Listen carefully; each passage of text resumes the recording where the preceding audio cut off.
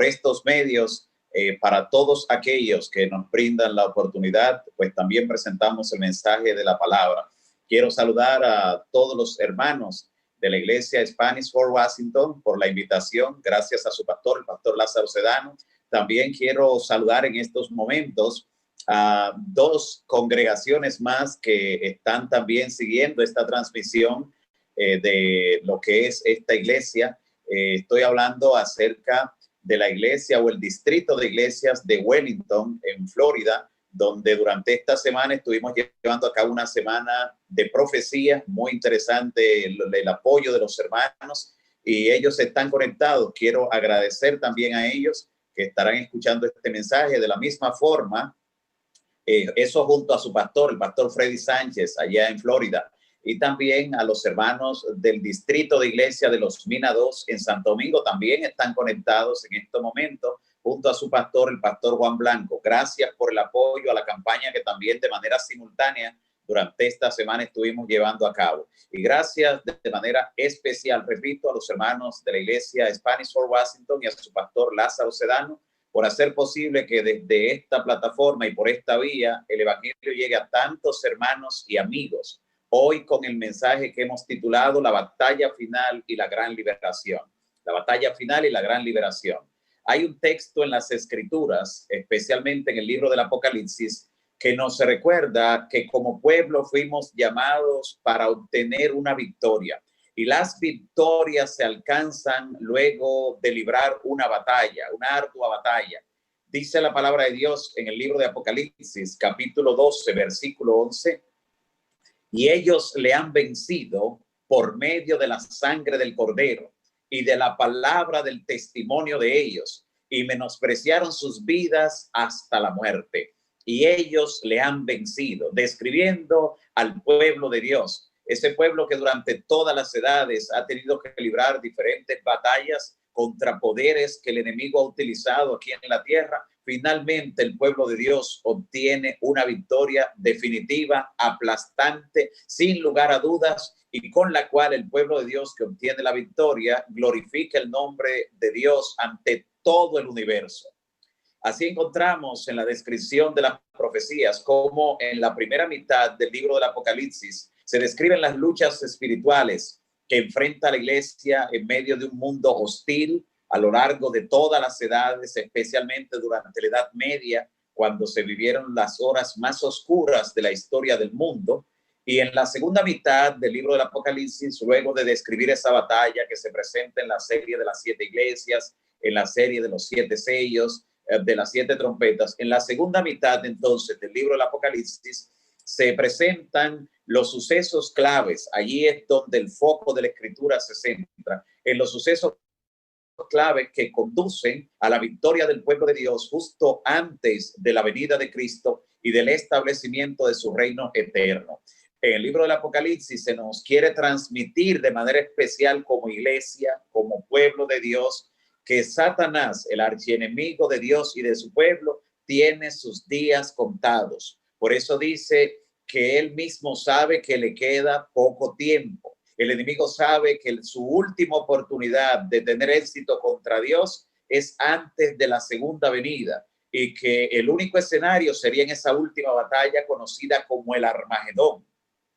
Es por eso que el enemigo de toda alma concentrará todos sus esfuerzos, todas sus armas, todas sus sutilezas en los esfuerzos por prepararse para ese último acontecimiento, para esa última batalla, que la Biblia la describe como la batalla del Armagedón. Por medio de la revelación especial, el Señor quiere darle a su pueblo la seguridad, y eso es lo que se propone también con el mensaje que estamos estudiando ahora. Dios quiere darle a su pueblo, a su iglesia, la seguridad de que Satanás no triunfará, de que la victoria pertenece al pueblo de Dios. Y también se presenta en las Escrituras y en toda la revelación una advertencia de que como Satanás está decidido a hacer una guerra sin cuartel, utilizará todas sus armas habidas y por haber contra el remanente. Y en esa batalla, la palabra de Dios nos dice cómo debemos armarnos. Dice la palabra de Dios en 2 Corintios capítulo 10, versículos 4 y 5. 2 Corintios 10, versos 4 y 5, dice la palabra: las armas de nuestra milicia no son carnales. O sea, las armas que como soldados de Cristo en el ejército de Jehová peleamos, no son armas de fuego, no son armas blancas, no son bombas, granadas, no utilizamos ninguno de esos recursos que comúnmente se usan en las batallas seculares. Las armas de nuestra milicia no son carnales, pero aunque no son carnales, no son de esa índole, son poderosas en Cristo Jesús para derribar fortaleza, para derribar argumentos y para traer cautivo todo pensamiento a la obediencia en Cristo Jesús. Así lo define la palabra allí en 2 Corintios, capítulo 10, versículos 4 y 5. Debemos estar armados, pero las armas de nuestra milicia no son carnales. Note cómo la Biblia prácticamente a lo largo de toda la revelación utiliza un lenguaje de guerra, un lenguaje bélico, porque estamos inmersos en una batalla. Es la batalla de la fe y en la parte final de la historia esta batalla adquiere proporciones globales, proporciones universales. Todas las fuerzas del bien y todas las fuerzas del mal se han de enfrentar. Y el corazón de los hijos e hijas de Dios, su pueblo, será el escenario de ese combate. Por eso el Señor Jesús, cuando habló con los discípulos, enviándolos a cumplir con la gran comisión de predicar el evangelio, les dijo: he aquí, os doy potestad de hollar, de pisar sobre las serpientes y sobre los escorpiones y sobre toda fuerza del enemigo, y nada os dañará. Eso significa que Cristo nos ha enviado a una batalla, a una guerra, pero que la victoria está asegurada. Y claro, siempre antes de que el pueblo de Dios se enfrascara en una batalla, no todo el pueblo, normalmente de manera regular, siempre iban los hombres de guerra, se alistaban en el ejército, Dios mismo pasaba lista y Dios se encargaba de ver mediante un censo previo a la batalla cuántos hombres de guerra podían salir de cada tribu. Por eso dice en el libro de Números, allí en el Pentateuco, Números capítulo 1, en el versículo 2, ese primer gran censo que se realizó antes de ir a una batalla, ya con el pueblo de Dios organizado. Números 1:2 dice: hagan un censo a todos los israelitas, por clanes, por familias, para saber el nombre y el número exacto de todos los hombres de 20 años arriba que son aptos para la guerra. Note lo que el Señor quería saber, no un número aproximado, no un estimado. Dios quería un número exacto de todos los hombres que podían salir para la guerra, para la batalla. Y dijo el Señor que los registraran en orden militar, según el orden militar, y cada jefe de cada tribu debía identificarlo. Cada jefe de cada tribu. Tenga eso en mente, porque algunos 38 años después de ese episodio, que ocurre poco después de haber salido de Egipto, 38 años después, cuando ya ellos estaban a punto de entrar en la tierra prometida, estaban frente al Jordán, dice la palabra de Dios en Números capítulo 26, los versículos 1 en adelante, lo siguiente. Otra orden para tomar un censo, dice: aconteció después de la mortandad que Jehová habló a Moisés y a Eleazar, hijo del sacerdote Aarón, diciendo: tomad el censo de toda la congregación de los hijos de Israel, de 20 años arriba, por la casa de sus padres, todos los que pueden salir a la guerra. Y Moisés y el sacerdote Eleazar hablaron con ellos en el campo de Moab, junto al Jordán, frente a Jericó. Antes de pasar el Jordán, antes de tomar posesión de la tierra prometida, hubo otro censo. ¿Cuántos están listos para la batalla? ¿Cuántos por cada tribu? Eso es tan interesante por el hecho de que, así como ocurrió en la antigüedad con el pueblo de Dios cuando salió de Egipto y el Señor realizó un gran censo, interesante por el hecho de que ese censo se realizó para saber, ya con un cuerpo organizado, un pueblo que podía salir a la batalla, con cuántos hombres de guerra el Señor podía contar para librar las batallas de su pueblo. Y así como en el Israel antiguo, el Israel literal, pasó por un periodo de opresión antes de ser liberado, pues transcurridos 430 años desde el momento que Dios le dio la promesa, 430 años después de la promesa fueron liberados. De la misma forma, noten qué interesante, el Israel espiritual, la iglesia, después de pasar por un periodo de esclavitud, 3 veces, exactamente 3 veces más que el Israel nacional, que solo fueron 430 años, ahora el Israel espiritual, la iglesia, pasó por un periodo de 1290 años de opresión y esclavitud, como presenta el libro de Daniel, ese periodo grande de la Edad Media, 1290 años, el triple de los 430 que vivió el Israel literal o nacional. Pero llegó el momento de la liberación por parte del Señor también para el Israel espiritual, para la iglesia, después de ese periodo de opresión y esclavitud de la edad oscura, de la Edad Media. Y la misma experiencia del Israel nacional cuando fue liberado de Egipto y cursó por el desierto, de esa misma forma ocurre en el Israel espiritual cuando Dios le libera y Dios saca un pueblo en 1844, cuando después de un gran movimiento, de un gran despertar, Dios decide llamar a un pueblo organizado para proclamar el último mensaje. Después de la liberación de Egipto, mire la comparación, después de la liberación de Egipto, el pueblo cuando salió al desierto, ahora con la sed propia del desierto, alcanzaron a ver un lugar con agua y se precipitaron a tomar el agua antes de consultar directamente a Dios, y resultó que las aguas eran amargas. Por eso le pusieron a aquel lugar Mara, que significa amargura, las aguas amargas. De la misma forma, cuando el pueblo también surgiendo en este movimiento, en este reavivamiento que proclamó el advenimiento en el grupo milerita, como le llamamos, a ese grupo que proclamó la segunda venida para mediados del siglo antepasado, el siglo XIX, también tuvieron un momento de amargura que fue profetizado en Apocalipsis 10. Dice que iba a amargar en su vientre. Está hablando de una experiencia amarga que conocemos como el gran chasco. Hubo también una experiencia amarga luego de la liberación del Egipto espiritual, del pueblo de Dios, del Israel espiritual en el tiempo del fin. Pero también Dios le proveyó al pueblo, para que ya no tuviera que pasar por otra experiencia amarga, le proveyó una conducción profética mediante Moisés en la antigüedad al Israel literal, al Israel nacional, y ahora al Israel espiritual, al pueblo remanente de Dios en los últimos días, le provee también la conducción profética mediante el espíritu de profecía. Pero al pueblo de Israel en la antigüedad, luego de la liberación, Dios le entregó la ley. De la misma forma, al pueblo de Israel en el tiempo del fin, Dios le entregó la santa ley. Aunque a través de los reformadores magisteriales durante el final de la Edad Media, mediante la reforma protestante, se descubrieron ciertas verdades, no fue sino al Israel espiritual, al pueblo remanente, que Dios le confió esta gran verdad de su santa ley. Esa ley que está en el arca del lugar santísimo, donde Cristo precisamente entró en esa fecha cuando Dios levanta a este movimiento, al Israel espiritual en el tiempo del fin.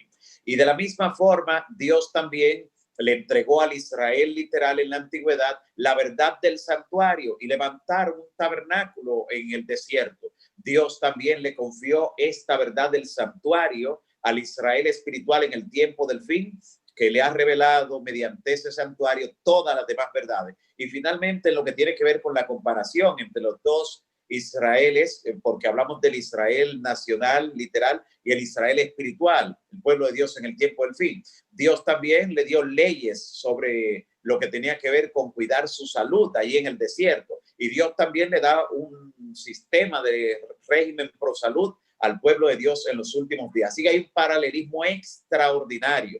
Y de la misma forma que el Israel antiguo, luego de librar las batallas, entró en la tierra prometida, también el pueblo de Dios, luego de librar las batallas y los desafíos del enemigo propios en el desierto de este mundo, entrará también en la Canaán celestial. Y noten qué interesante, el primer censo que se realizó para el Israel espiritual en el tiempo del fin, después del gran chasco, de donde habían cientos de miles de personas con mucha euforia esperando el advenimiento de Cristo. Luego del gran chasco, ese censo que le siguió, de cuántas personas quedaron firmes, demandando de Dios con oración, luz para saber y entender qué había ocurrido. 53 personas, solo 53 personas quedaron orando, mantuvieron la fe en la promesa de que Dios estaba dirigiendo todos los acontecimientos. Ese fue el primer censo, pero el último censo que Dios ha de hacer para llamar a ese ejército que entrará en la última batalla, conocida como la batalla del Armagedón, es un censo donde de manera simbólica el Señor menciona incluso las tribus. Todo esto es un contexto simbólico, está en el capítulo 7. Quiero que me acompañen a leer en el capítulo 7 del libro de Apocalipsis. Y allí en el capítulo 7 del libro de Apocalipsis dice el apóstol Juan: después de esto vi a 4 ángeles de pie sobre los 4 ángulos de la tierra. Estaban reteniendo los 4 vientos de la tierra para que no soplase viento alguno, ni sobre la tierra, ni sobre el mar, ni sobre ningún árbol. Vi también otro ángel que subía de donde sale el sol, del oriente, y tenía el sello del Dios vivo. Y clamó a gran voz a los 4 ángeles, a quienes se le había dado poder para hacer daño a la tierra y al mar, diciendo: no hagan daño a la tierra, ni al mar, ni a los árboles, hasta que hayamos sellado en sus frentes los siervos de nuestro Dios. Y lo que sigue a continuación en el versículo 4 es el censo.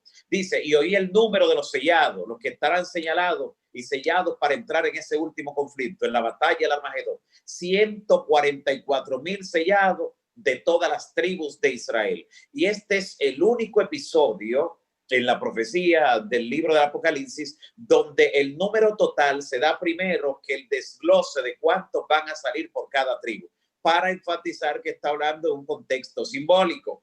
En las antiguas batallas, en el pueblo de Israel de la antigüedad, en el Israel literal, se decía cuántos habían listos para la guerra por cada tribu y al final el gran total. Pero aquí se da el gran total, 144,000, para denotar, connotar lo que tiene que ver con el simbolismo de este número. El número 144,000, un múltiplo del número 12. El número 12 representa en la profecía al pueblo de Dios y prácticamente en toda la historia. Fueron 12 patriarcas, 12 tribus, 12 discípulos, 12 apóstoles. Recuerde que se perdió uno de los discípulos, uno de los apóstoles del Señor, y lo del número fue tomado tan en serio que la Iglesia Apostólica, en la primera reunión de junta de esa iglesia que realizaron, el primer punto que llevaron fue el de sustituir el que se había perdido, de el que iba a completar otra vez el número de los 12. Y allí fue que eligieron a Matías. Así que el número 12 representa al pueblo de Dios. Cuando vemos el 144,000, estamos hablando de ese número intensificado. El pueblo de Dios, en la parte final de la historia, entrará a formar parte de ese ejército mediante el cual Dios obtendrá una victoria aplastante sobre las fuerzas del enemigo. 144,000 que son sellados. Ese sello, dice la inspiración, que es un afianzamiento en la verdad que tendrán esos siervos y siervas de Dios, un afianzamiento en la verdad de forma tal que ya no podrán ser removidos, ni de forma intelectual, ni de forma espiritual. Ya no podrán abandonar lo que será el ejército del Señor. Tienen el sello del Señor, serán confirmados en la verdad, ya no caerán ante las acechanzas del enemigo, ni siquiera caerán en el plano físico. El enemigo no podrá quitarle la vida a ninguno de los escogidos de Dios cuando Dios complete el número de los sellados. Ninguno de ellos morirá en esa batalla. Significa que en esa batalla final el ejército de Jehová no tendrá ni una baja. No habrá ni una baja dentro de esa última batalla de proporciones universales, globales, como será la batalla del Armagedón. Eso es muy significativo cuando anticipamos lo que nos presenta la Biblia en el libro de Apocalipsis, en el capítulo 17, que habrá una coalición de fuerzas que atentarán contra el pueblo de Dios y contra Dios, claro. Dice en Apocalipsis 17, por ejemplo, vea lo que dice Apocalipsis 17, en el versículo 12, dice: y los 10 cuernos que has visto son 10 reyes que aún no han recibido reino, pero que por una hora recibirán autoridad como reyes juntamente con la bestia. Aquí está destacando que esa coalición final será breve. Su periodo de gobernar, de hegemonía, de autoridad, de persecución será breve. Y en ese sentido, la palabra de Dios es muy consecuente, porque en el mismo capítulo 17 habla de ese último poder o de esa combinación de poderes en la triple alianza entre el dragón, la bestia y el falso profeta, dice que será por breve tiempo. Cuando regrese, ese que recibió la herida mortal, será por breve tiempo. Gloria al Señor por eso. Pero también aquí lo dice, que será por una hora. Está describiendo la brevedad del tiempo profético de esa hegemonía. Y Cristo mismo, en Mateo capítulo 24, dice que ese periodo de persecución, esos días, por causa de los escogidos, serán acortados. Alabado sea el nombre del Señor. No serán días prolongados. Dios conoce muy bien todo lo que está al alcance de esas fuerzas hoy en día, con lo que no contaban en las edades anteriores, por ejemplo, en la Edad Media, y ahora tienen armamentos, tienen equipos, tienen tecnología. Dios no le permitirá que se extienda la batalla más allá de lo que puedan soportar los hijos e hijas de Dios. Dios está al control y gloria al Señor por eso. Así que noten entonces que en el versículo 13, describiendo la manera progresiva de cómo se arma todo para esa última batalla, la batalla del Armagedón, dice en el verso 13 de Apocalipsis 17, estos tienen un mismo propósito. La agenda es la misma. Estos tienen un mismo propósito. Entregarán su poder y autoridad a la bestia. Los gobiernos del mundo, las naciones, los poderes, los sistemas entregarán su poder y autoridad a la bestia. A él se lo entregarán, al anticristo. ¿Y qué va a ocurrir entonces una vez le entreguen todo el poder? Entonces se desatará esa última batalla en la que el ejército de Dios, al que se le ha pasado censo en el capítulo 7 y se describe de manera simbólica como un número específico por cada tribu, que también es simbólica del Israel espiritual, dice en el verso 14, pelearán contra el Cordero, pero el Cordero los vencerá, porque Él es Señor de señores y Rey de reyes. Y aquí hay como un cambio dramático en los protagonistas de la gran batalla, porque el pueblo de Dios se enfrenta a la fuerza del enemigo, pero de repente dice que pelearán contra el Cordero. ¿Qué sucede allí? Bueno, lo mismo que ocurrió cuando Saulo en la antigüedad perseguía a la iglesia, que mientras perseguía a la iglesia, el Señor lo interceptó camino a Damasco, lo postró y le dijo, Saulo, ¿por qué me persigues? O sea, Cristo tomó la persecución para sí mismo.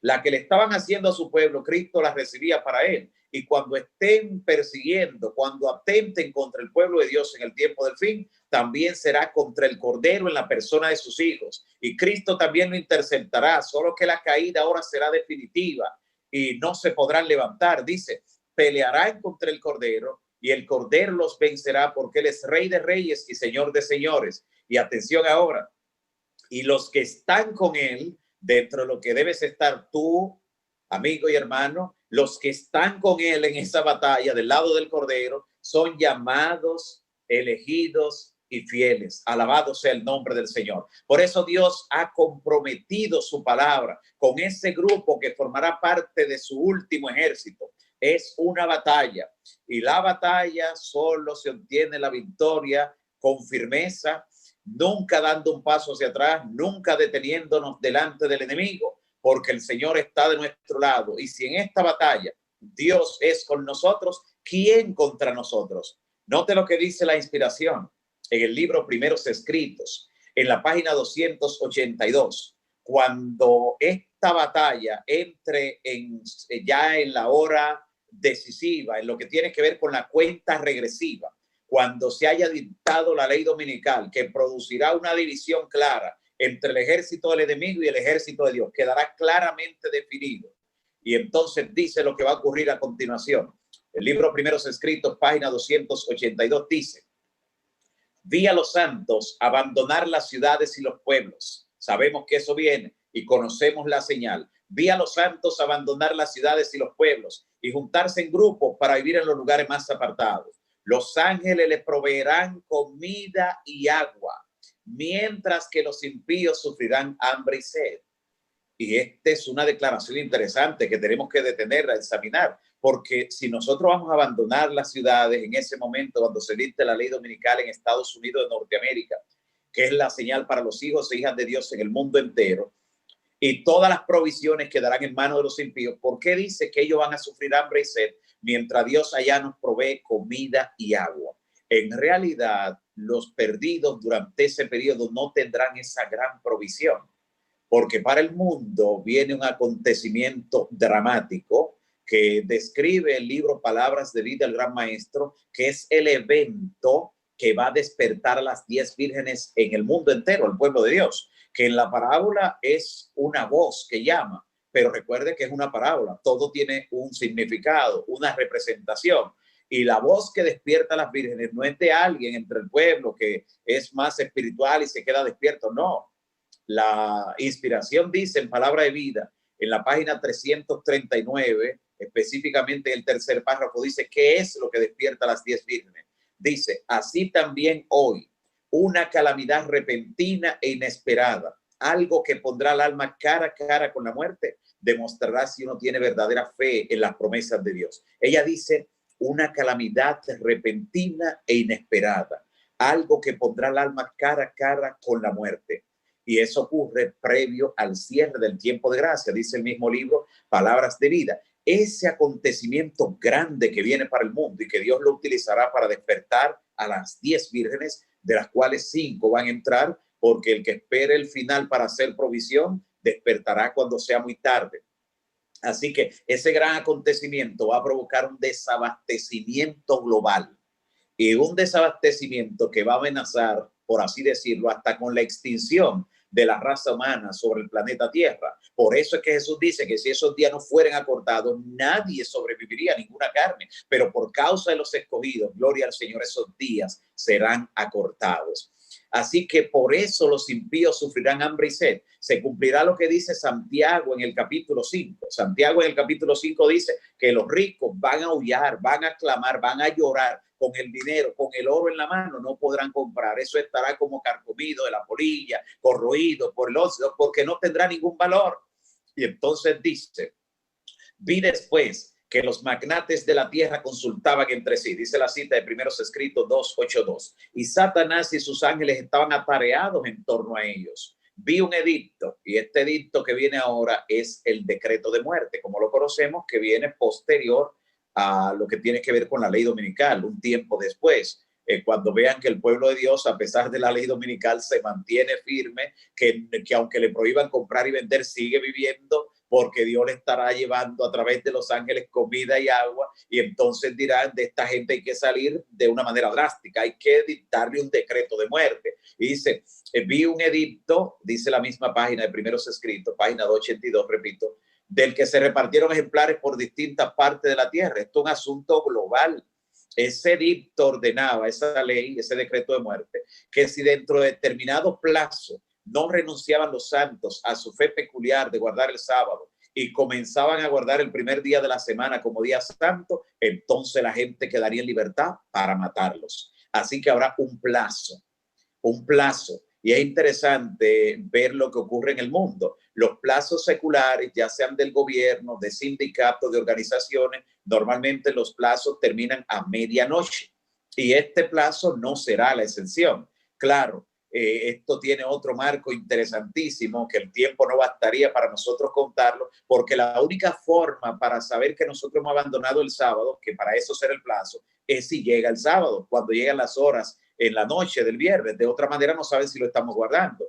Un domingo, un lunes, un martes, no saben si todavía estamos guardándolo. La prueba es cuando llegue el sábado. Así que eso tiene un caudal de verdad y luz allí que podemos explorar luego. Pero ahora sigue diciendo, en aquella hora de prueba, Primeros Escritos 2:82, en esa hora de prueba, con todo y decreto de muerte, escuche, estarán los santos tranquilos y serenos, no estarán asustados, no estarán desesperados, gloria al Señor por eso. En esa hora de prueba, con todo y un decreto de muerte pesando sobre ellos, estarán los santos tranquilos y serenos, esperando en Dios y apoyados en su promesa de que Dios le va a abrir un camino de salvación. ¿Qué es lo que va a provocar que ya en ese momento no estén en angustia ni pensando si sus pecados han sido perdonados o no? Ya eso habrá pasado. Eso es antes del cierre de la gracia, lo que se conoce como el tiempo de angustia previo, un periodo donde vamos a tener una lucha interior similar a Jacob, que luchaba por saber si había sido perdonado y le dijo al ángel, no te soltaré hasta que me bendigas. Esa lucha intensa, revisando nuestra mente, nuestra vida, si todo lo hemos confesado al Señor, si todo ha sido limpiado, esa lucha terminará cuando al concluir la gracia caiga la primera plaga. Cuando caiga la primera plaga, terminará nuestra agonía mental. ¿Por qué? Porque las plagas, dice Apocalipsis capítulo 16, 1 y 2, que caerán exclusivamente, directamente y solamente sobre los que tengan la marca de la bestia. Así que las plagas serán teledirigidas sobre ese objetivo especial. No será una enfermedad infectocontagiosa como el COVID-19 y como otras enfermedades. No. Esa viene sobre un objetivo específico y en ese tiempo se cumplirá de manera específica lo que dice el Salmo 91, que el que habite al abrigo del Altísimo morará bajo la sombra del Omnipotente. Caerán 1000 y 10,000 a tu lado, pero a ti no llegará ni plaga tocará tu morada. Es a esa que se refiere, no es a esta. De esta tú tienes que cuidarte, tienes que seguir las restricciones, las medidas, todo lo que se ordene en ese sentido, porque todavía el sol sale sobre buenos y malos, la lluvia cae sobre justos y injustos. No así cuando concluya la gracia, que se echará de ver la diferencia, como dice el profeta, que la diferencia entre el que sirve a Dios y el que no le sirve. Esos juicios de las plagas serán solo sobre los que tengan la marca de la bestia. Y cuando veamos que hemos sido librados de ese juicio, automáticamente entenderemos que estamos aprobados por el Señor, que estamos del lado correcto, terminará la agonía y la ansiedad. Y por eso es interesante entonces que en medio de esa prueba, con todo y un decreto de muerte, estemos más tranquilos que lo que estamos ahora en medio del COVID-19. Porque dice que los santos estarán tranquilos y serenos, apoyados en Dios y confiados en su promesa, dice ahora en la página 283, ahí primero se ha escrito, de que Dios le abrirá un camino de salvación. Y mire lo que va a ocurrir en ese conflicto, en esa última batalla. En algunos puntos, los malvados se precipitarán contra los santos para intentar matarlos antes de que vence el plazo señalado en el edicto. Van a querer adelantarse algunos, pero ángeles, dice la declaración, ángeles en la persona de guerreros pelearán por ellos. Ángeles de manera física, ángeles que se van a personificar, nos defenderán. Y dice la razón, dice, Satanás quería o quiere durante ese periodo tener el privilegio de exterminar a los santos del Altísimo, ya que no pudo hacerlos caer en pecado. Pero Jesús ordenó a sus ángeles ahí en ese periodo que velaran por ellos.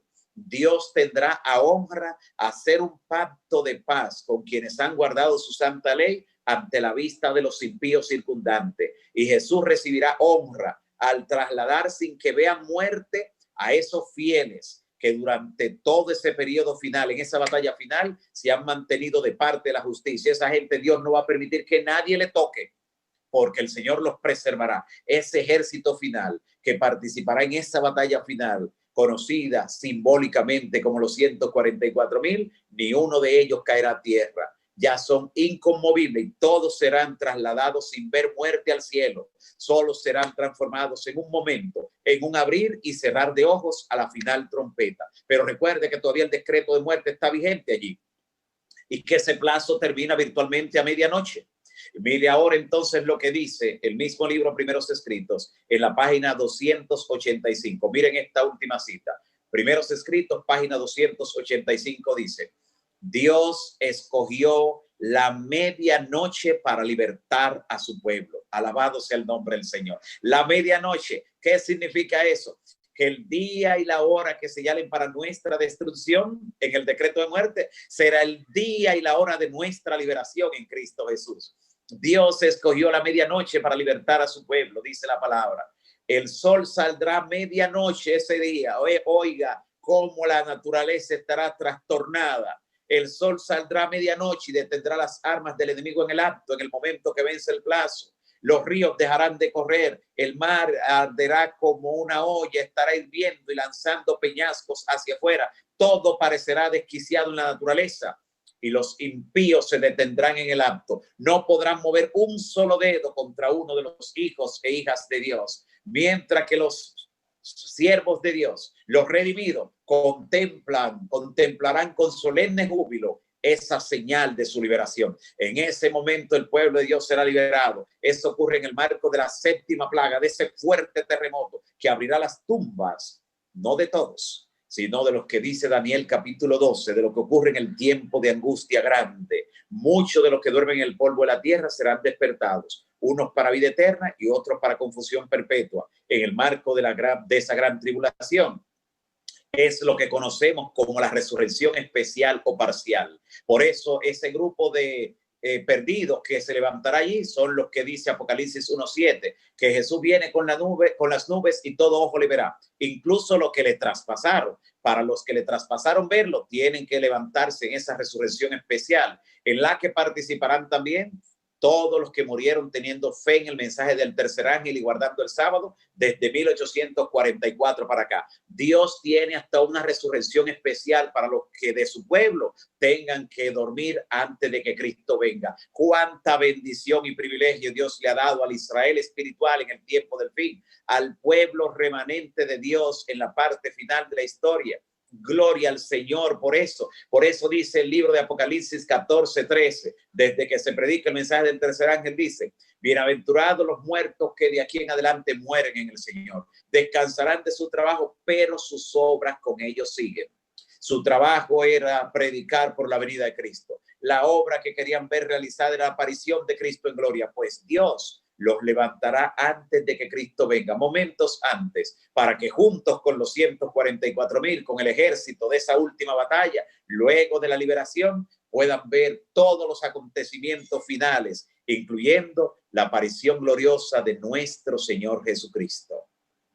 Cristo viene pronto, amigo y hermano. Las señales así lo indican. Nuestra preparación no debe postergarse para mañana, para algún tiempo donde haya mejores condiciones. No, nuestra preparación debe ser hoy. Hoy dice el apóstol Pablo que debemos ocuparnos en nuestra salvación con temor y temblor. Hoy debemos colocar nuestras vidas en las manos del Señor. La liberación se acerca para el pueblo de Dios. Ya no más opresión en este mundo, no más persecución. Se levantará Miguel, el gran príncipe que está de parte nuestra, y le pondrá punto final a toda la tribulación, a toda la angustia. Cristo viene pronto. Nuestro deseo y oración en esta hora es que el Señor pueda firmar tus pies, pueda afianzarte sobre la roca eterna que es Cristo Jesús. En esta hora quiero orar por ti, mi amigo y hermano. Tú que quieres entrar a esa batalla final con la firmeza que tendrá el ejército de Jehová. Tú que no quieres defraudar al Señor en los días que te restan en tu paso por esta vida. Tú que quieres que tu familia también sea salva en este conflicto final. Tú que con oración ahora puedes decir como Josué: mi casa y yo serviremos a Jehová. Quiero orar por ti en esta hora. Así que invito a todos los amigos y hermanos de todos los lugares donde se han unido con nosotros para el estudio de la palabra en esta hora, que nos acompañen a orar. Vamos a orar en esta hora en el nombre de Cristo Jesús. Cerrando nuestros ojos, clamemos al Señor. Dios y Padre que estás en los cielos, bendito y alabado sea tu nombre hoy y por los siglos de los siglos.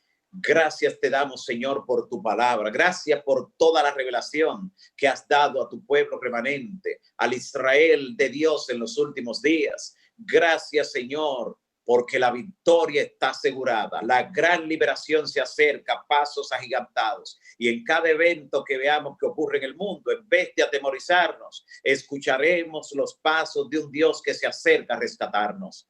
Señor, recibe en tus brazos de amor, toma en tus manos cada amigo, cada hermano que ha estudiado, que ha escuchado tu palabra en esta hora, que su corazón ha sido conmovido, que tu Santo Espíritu ha enternecido su mente y corazón en esta hora y desea estar dentro de ese grupo especial para librar esa batalla en la que la victoria está asegurada. Gracias, Señor, porque este mensaje llega a tiempo para aquellos que en su vida no habían visto la seriedad del tiempo que nos ha tocado vivir. Da tu bendición, Señor, a cada amigo, cada hermano, cada una de las congregaciones que se han conectado. Y queremos, Señor, que a cada uno de sus líderes espirituales, cada uno de sus pastores, cada uno de sus ancianos y líderes locales también, tú, Señor, le llenes del poder de tu Santo Espíritu. Le des discernimiento para que puedan estar en guardia y defender esta verdad a capa y espada en tu santo nombre. En tus manos, Señor, deposito a cada uno de ellos. Rodéale con tus brazos de amor y reprende al enemigo de su lado para que puedan obtener la victoria final al ser liberados. En el nombre de Jesús. Amén. Amén. Que Dios les bendiga siempre. Amén. Bien, amados, gracias, Dios les bendiga. Finalmente hemos sido bendecidos. Damos gracias al Señor porque aunque tuvimos que esperar unos minutos en la conexión, tanto la iglesia allí tenían problemas para la conexión, también ellos Normalmente lo presentan como a las 11, 11:05, 11:10. Se dilataron y casi perdíamos la conexión. Ya casi las iglesias estábamos poniendo a algún tema grabado, pero gracias a Dios el Señor hizo provisión y pudimos tenerle con este tema tan especial. Yo creo que el Señor nos ha bendecido durante esta semana. Voy a orar nuevamente para tener algunos pedidos y colocarlos en las manos de Dios en estos momentos. Voy a orar por nuestra querida Ana, por nuestra hermana Irma Inés, que está pidiendo oración, y por Julito. Vamos a orar por Melissa, por Josefa. Vamos a estar orando por los hermanos Lamote y por que el Señor nos prepare para que podamos en aquel día, en aquel gran día de liberación, estar todos listos. Yo creo que el llamado ha sido para hoy, ha sido para mí, ha sido para usted, que es líder de iglesia, que es hermano de iglesia, que es amigo. No importa donde usted esté en este mundo conectándose con nosotros, hoy el Señor le está haciendo el llamado de prepararnos, de mientras todo esto ocurre, nosotros seguir buscando su presencia, dejar de mirar a otros, dejar y de nosotros hacer nuestra parte, de unirnos, de poder mantener la iglesia unida en la predicación del mensaje de salvación. Vamos a orar. Señor, gracias te damos. Gracias por la bendición que nos da. Gracias por la predicación del pastor Mario Rondón. Nuevamente, Señor, queremos pedirte por todos estos pedidos que te hemos mencionado, los hermanos Lamote, Josefa, por Melissa, por Inés, oh Dios, por Julito, por todos, Señor, aquellos que necesitan, por Franny, por la familia Richarte, por todas estas familias, oh Dios. Queremos que tú te manifiestes, pero también queremos, Señor, que te manifieste con nosotros. Queremos, Señor, prepararnos para verte muy pronto venir en las nubes de los cielos. Ayúdanos, Señor, a hacer nuestra parte, a estar unidos. Bendice nuestras autoridades en la conferencia, en la unión. No sabemos cuándo vamos a tomar esta decisión de abrir. Tú sabrás, Señor, tú nos indicarás. Bendice las decisiones en la ciudad, en los condados, en el país, en los diferentes países. Y gracias, Señor, por la conexión que nos ha dado. Gracias por todo. Bendícenos esta tarde a las 4:30 en el nombre de Jesús. Amén, amén. Muy bien, amados, 4:30 nos vamos a ver o por Facebook o por YouTube. Recuerden, Facebook o por YouTube, así que usted nos va a ver por una de esas dos vías. No trate de entrar por Zoom porque no estará disponible. Vamos a tratar de entrar, Dios mediante, por Facebook o por YouTube para entonces poder conectar y hacer más relevante el mensaje de salvación. Dios nos bendiga, Dios nos guarde, que podamos tener un resto de tarde feliz y luego a las 6 de la tarde por igual nos vamos a conectar por Facebook o por YouTube para conectar con el pastor Jorge Luis Rodríguez en el tema de las parábolas de Jesús. Un abrazo, Dios les bendiga. Buenas tardes.